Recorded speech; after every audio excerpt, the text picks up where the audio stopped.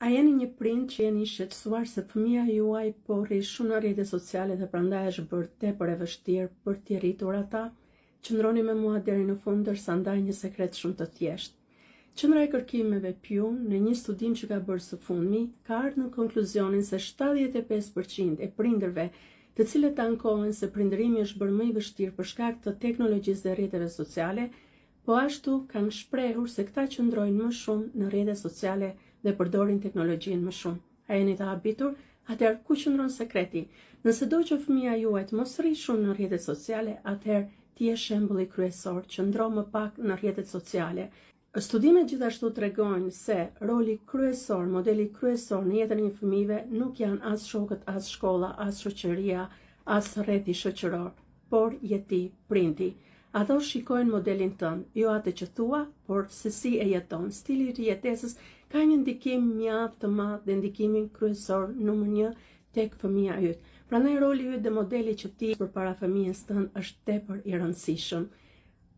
Pra, nëse do që fëmia yt të qëndrojë më pak në rrjetet sociale, atëherë ti vetë jep shembullin dhe qëndro më pak në rrjetet sociale.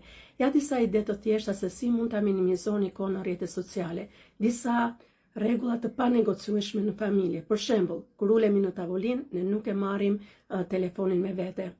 Kur dalim për një kafe ose dalim për një drekë familjare ose darkë, nuk e vëmë telefonin mbi tavolinë. Por ne do ta kalojmë kohën duke biseduar së bashku. Më ka rënë shpesh të shikoj një çift që është ulur dhe është përpara telefonit dhe për mua është e pakuptueshme.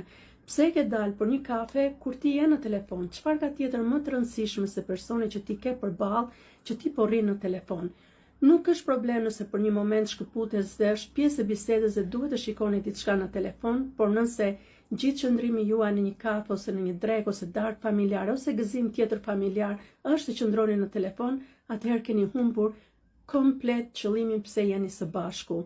Një gjë tjetër mund të jetë një orë përpara gjumit, nuk ka screen time ose nuk ka të qëndruar para kompjuterit ose përpara telefonit.